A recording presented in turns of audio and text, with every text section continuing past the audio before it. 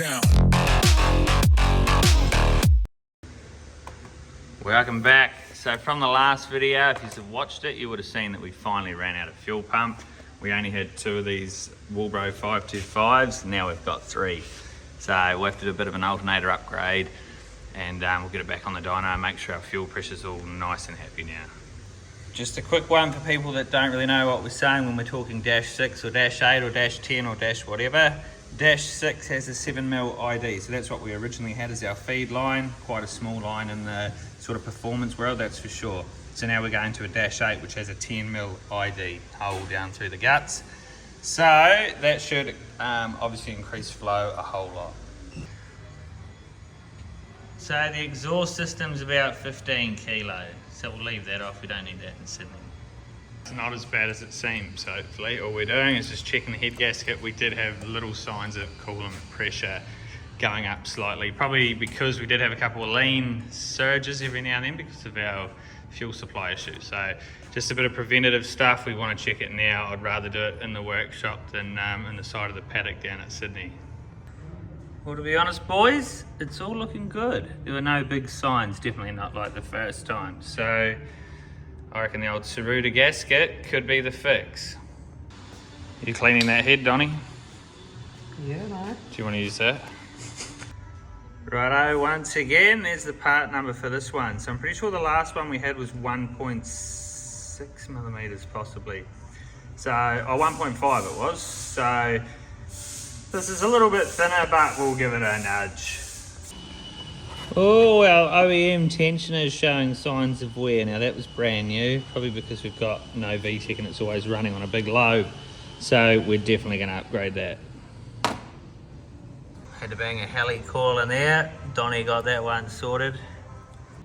Righto, with the 2 fuel pumps that we had in it and still having fuel pressure issues, we noticed voltage was starting to drop off as well, right up in the revs and high boosts. So we only had an old OEX, which is an aftermarket LS1 alternator, not a genuine Mitsubishi ones. Now talking to a few guys out there that know their stuff on this sort of thing, have said that they definitely don't have the output of a genuine Mitsubishi alternator, which is who make the LS1 alternator. So we've gone to one of these Black Series JLEX.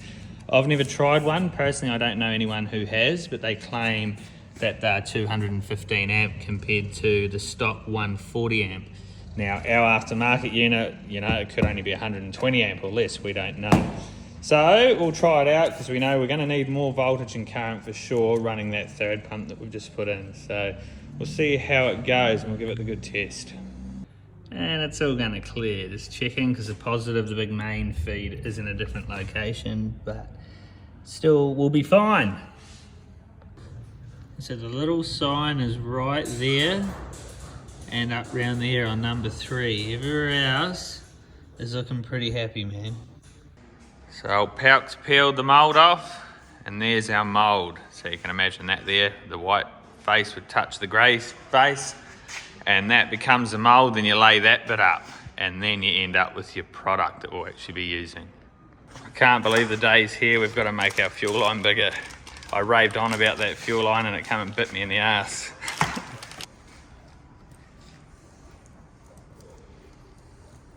We're getting serious now. We've got to get all the sound deadening out. There looks at least 5 kilo in there, we're hoping. So we'll get some dry ice. I've never tried it before, so we better give it a run. Righto, we've seen it done before in the movies, but we've never done it in real life. There's always a first for everything. I've done it with heat guns before. I've done it with jackhammers. Oh, Donnie's got the Betsy. got the big lever bar ready to party. So we'll see how easy this shit is. If we put too much on, we're doing a bit of a test piece, but in saying that, it's probably 2 kilo we're sitting on that one floor, so we'll let it sit there and crackle and pop away and see what happens. It's lifting up.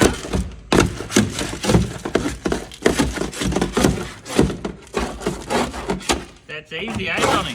Very easy. So after probably an hour and a half, 2 hours, it's nearly out and it does quite a clean job. I had to go back and get another 4 kilo because it only sell 4 kilo at a time because apparently there's a shortage.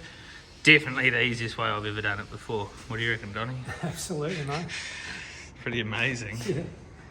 And we smashed all that down as we went, and we've got just over 11 kilo. While we're at it, I reckon we can see if we can make this horrible fruity beer explode.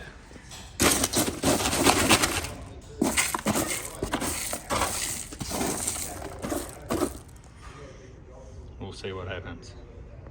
After seeing all that wear in the original timing chain tensioner, we've gone to this unit there. There's a part number made by Hybrid Racing. So apparently it's double ratcheting, which we can see there and on top.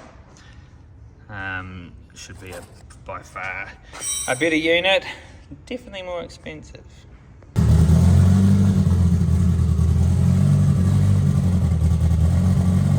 Man, look at the size of the intrusion bar in that door. It's like the size of my hand.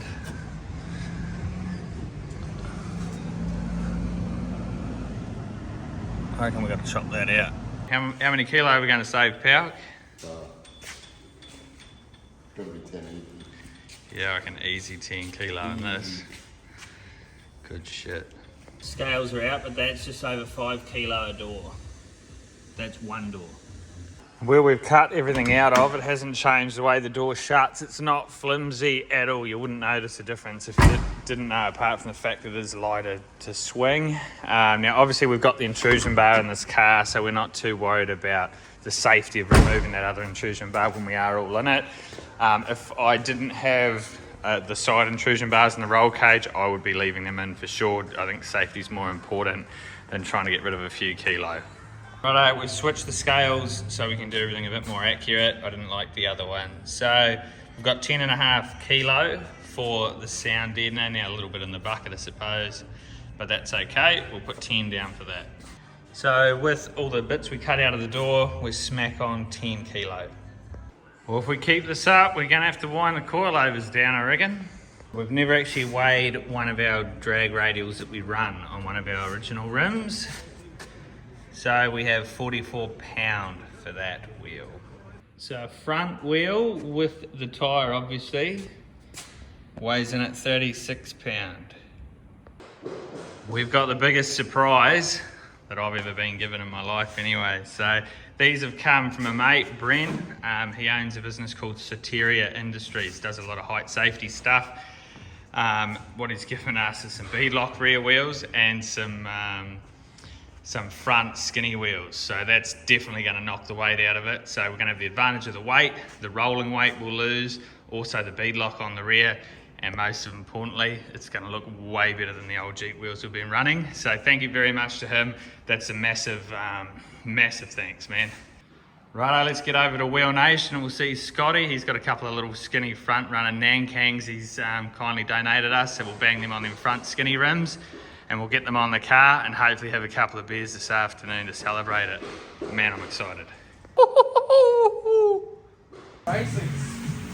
Do skinny wheels make cars go faster, boys? Absolutely. They'd have to, wouldn't they? Especially when they're this skinny. So we're going from the old Jeep wheels to some real bicycle wheels. They're going from one extreme to the other. Hopefully we'll see a gain. It's just an educated guess, but I reckon they're the tyres that Scotty's got for me. Way cheaper than other ones, and the other ones are all 26 inch for Mickey Thompsons and stuff, so these are down to 25, so hopefully they'll do the job. Oh, I reckon that 4X can would look pretty good in there. Yeah, we need a couple for the boys though. Good on you, mate. Thank you very much, Mr. Scotty. We'll see if we can get these things to 300 k's an hour and see if they stay in one piece. Should be easy enough. That's it. Now these front wheels aren't as light as what Dan's were, but we're now 26 pounds, so that's 10 pound difference in the front wheel. Now to be honest, all this beadlock stuff's new to me. Anything I've ever played with before has never had this. We tyre screwed the old Integra because we weren't going to pay the money that you have to for this sort of stuff. So this time round it's a bit more serious, but basically what happens is the tyre just sits in a recess around the wheel, and then this big ring comes in and clamps that bead to the rim, the tyre to the rim basically, to stop any slipping. So we never mark the tyres. Usually a lot of guys will do a bit of paint pen from the tyre to the rim to make sure the tyre's not slipping on the rim. In most circumstances without these, you will slip. We were even slipping with the Integra back in the day with slicks on the front. Oh, that's surprising. Only a £2 difference between these new wheels, but they definitely look better, that's for sure. Well, that changes the look drastically. Once we get that wing back on the back and all the boot and the bonnet on, it's going to look pretty tough, I reckon. So in the scheme of things, we lost 24 pounds overall from all 4 wheels. So you got to remember that's 24 pounds of shit spinning around. So that is 25 pounds. So imagine that's spinning at the speeds we're doing and trying to accelerate that weight. So it's all going to be pretty interesting. We're slowly putting this thing on a bit of a diet. Oh, so Mr. Palk's just finished the mould for the bonnet. So we'll let that one go off. And I think he's going to pop the boot out of the mould and we'll see what we've got there to play with tomorrow.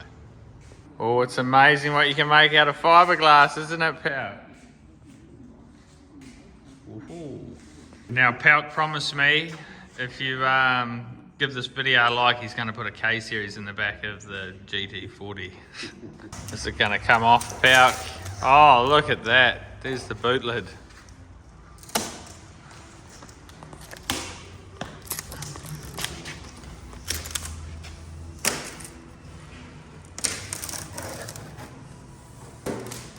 Oh, look at that. So there's the mould.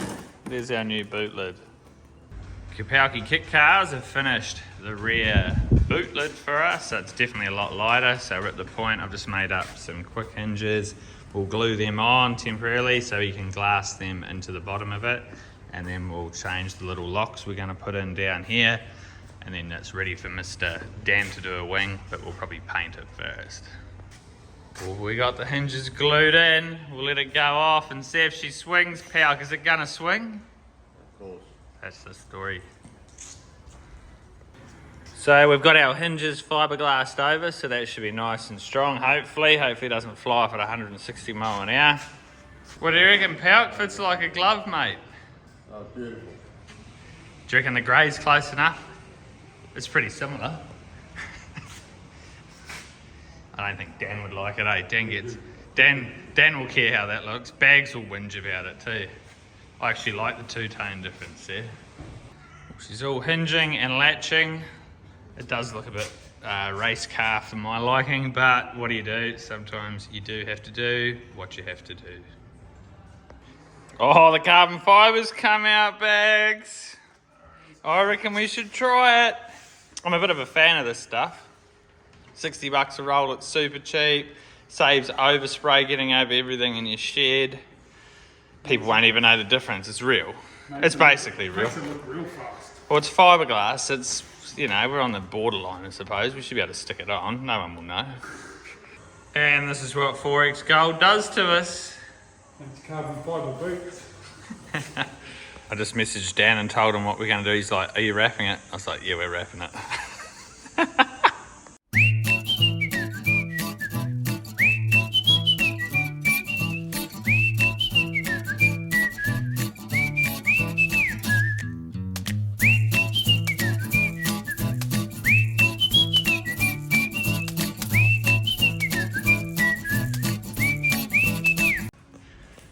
I don't reckon it looks too bad. If you don't like it, let us know in the comments. We're not massive fans, but at the same time, I think we're going to run it. I don't think we've got any other choice, to be honest. We're going to run out of time otherwise. It's got to go to Dan by the time he covers half the boot with a spoiler. That'll make a big difference. I think we did good, Bags. The overall result, couple of bubbles. We won't tell anyone. That was Bags' side. No, my side was the other side. I think by the time it gets a wing on it, we're away.